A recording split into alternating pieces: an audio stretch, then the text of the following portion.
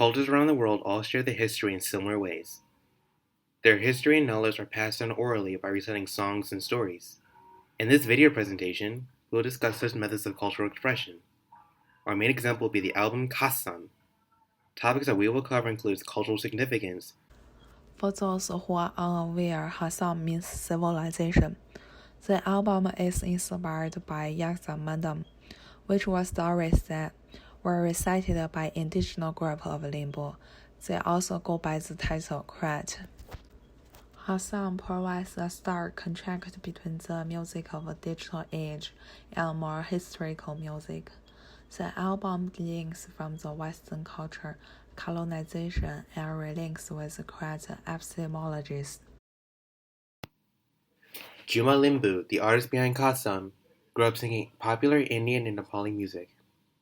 Her upbringing most likely made an impact on her interest in discovering more about Kiryat cultural history. She grew up to then process, practice, perceive, and navigate everything that Dharmakula Kiryat culture offered her. The album Kasam articulates the relationship between culture, nature, and music. It depicts how Suswa Lilim culture originated in the lap of Phak Tanglong. Here are some examples of some of the indigenous instruments used by the Kiryat community. In spite of what the album had to offer in terms of cultural heritage, Kiryat were unable to freely express their cultural identity until 1990. This is because of the colonialism enforced by the caste Aryans, an Indo-Aryan ethno-linguistic group in Nepal. Yaktangs weren't allowed to research nor document their cultural, linguistic, and musical literacy due to the caste Aryan oppression. After their invasion in 1774, they imposed caste Hindu ideology, Hindu religion, and caste Aryan-centric principles as the norm. As a result, Kiryat were forced to adopt a more patriarchal school of thought. The album speaks to several factors that are central to Kiryat indigenous matriarchal culture. Kasa makes contributions in bringing back forgotten elements of Kiryat history and revitalizes cultural values and practices. The first track that we will showcase is Shriti Madam, which is a creation story. The song was passed down from generation to generation through ritual acts and recitation. The song depicts how human evolution occurred. In Juma's performance, she opened up with this section without any modern instrument. That gave us a picture of nature before the evolution. Then she plays live like Magina did to introduce the forming process of Krat community. The next track is Samoa, a Madame, as another track on evolution. This one focuses more on the development of the human mind. So this part demonstrates that in Krat culture, people know the bad spirits will hurt humans and the bad spirits should not live with humans. Compared with most other cultures, Krat culture will not kill or destroy the bad spirit. Instead, they will request a bad spirit to live and stay where they belong to. First, they will humbly request a bad spirit to leave. However, if the bad spirits still stay, they will chase the bad spirit to let them go back to their region. That also shows the equal thought in Krat culture. Everything is equal, no matter what he is, good or bad. The third song is Marine Sankma. This song has much sadder tone than the others. Its inspiration is nature itself. Compared to Shriti Madam's recitational style, Marine Sankma is more melodious. In this process, it introduces how does the world looks like, and then lives started to build their own communities, which includes Krat. Then humans will pass away anyway. No one can live forever. People in Krat also has emotion. They will cry when their close relatives, friends leave the world. This series of music describes an entire cycle of Krat culture. And the Hakpara melody, the fourth track, is much more classical. Unlike the other tracks, it is much more difficult to learn. Hakpra is the most popular and formal classical song in Krat culture. There is a story behind the song. There is a place called Machalam, which is a hill. Youngster and lovers meet there on the hill. A Yakzang man who called Sam is believed to introduce this song on the Machalam. This song's content is in perfect linear order, such as the creator of the universe, creative creatures, and other respectively. Thereafter, it includes society, civilization, and social practice. This song is pretty hard for young people to learn since the formal and allied language in this song is barely used in normal life. So if a person can sing Hakpra, that will indicate that a person is a really master of crack music. The last three tracks are a collection of poems. The first song, Shaka Palam Samlo, sung during the Sapa Yali dance. It has significantly faster pace. In track 5, Jahama Limbo introduces Padik Palam in Palab Palam melody. This is an old Palam melody that was popular hundreds of years ago in FedEx agents. Limbu 1. The next song is Kamba Pala Samlo, which is sung during the Kamba yearling dance. It has a much slower rhythm than the other songs. In track 6, Jama Limbo introduces charcoal parliaments that has been sung in the charcoal Lambourne region for centuries. The last track is Duncan Palam Samlos, which is usually sung when doing normal chores or was during the Dunk Akma dance. Track 7 include Tamak Hold Parliament, which generated during Krayakchen Tamarko civilization. The Tamak Parliament Samlo was very popular and still popular. Some of the retelling of Yamawe are also included in Lambu traditional music with social stories, dreams, and everyday life. There has been a rich tradition of Lambu singing their folk songs. In short, with Yaku communities, they have diverse Palamongan theories, philosophy, and practice that theoretically and practically that truth is impossible without a mountain as is a Manham that embodies Sawa Yatahang and Suwa Lim. Epistemology is Manham that penetrates all or performance-based histories and reformative truths.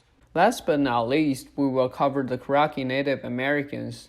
There are one indigenous people in the United States. In addition, Karachi language is part of a Iroquoian language group.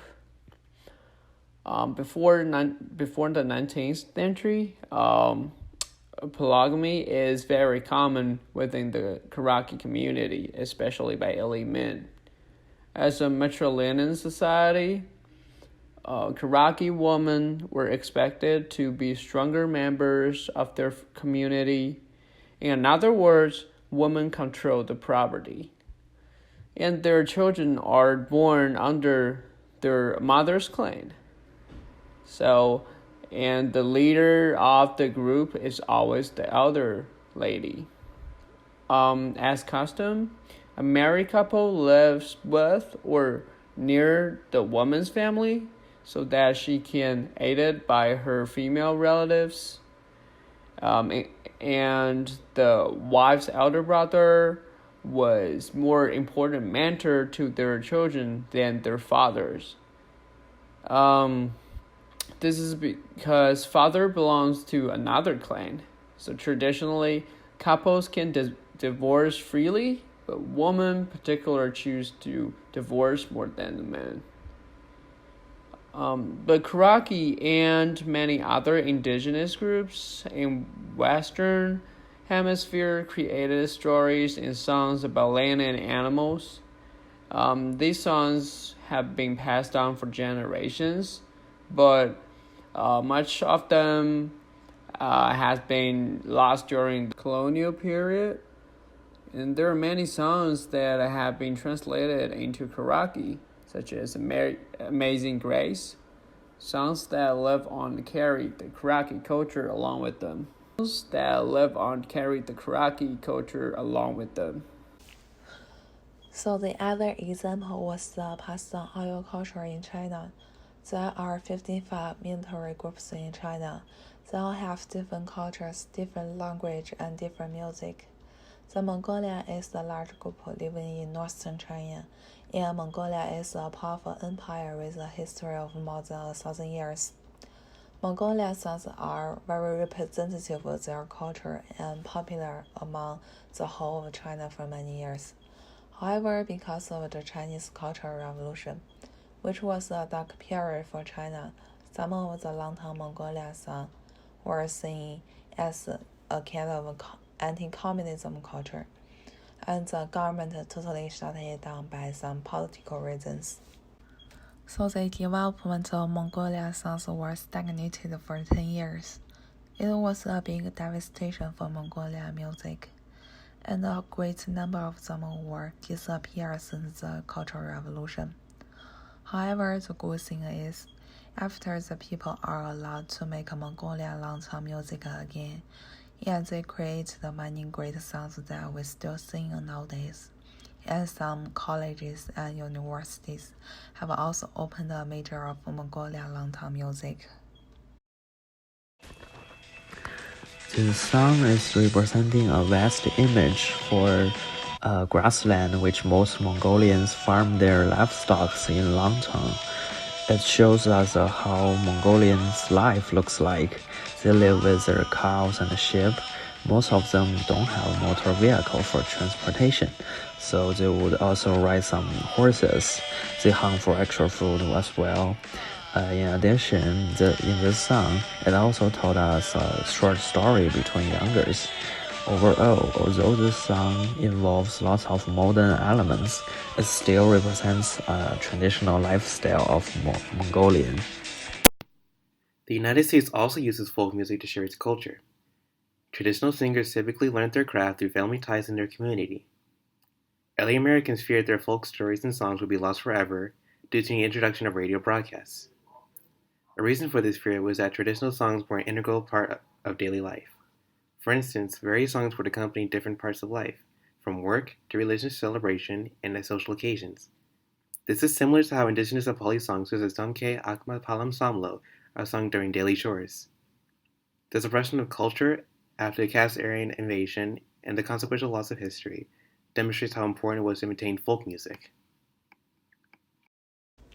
In conclusion, Hassan was a very important milestone for Yaksan Mandam. It passed on a culture that was once lost to people of contemporary society. It also left a significant mark on the rest of the world. We give a thanks to all people who helped Yaksan culture survive and thrive.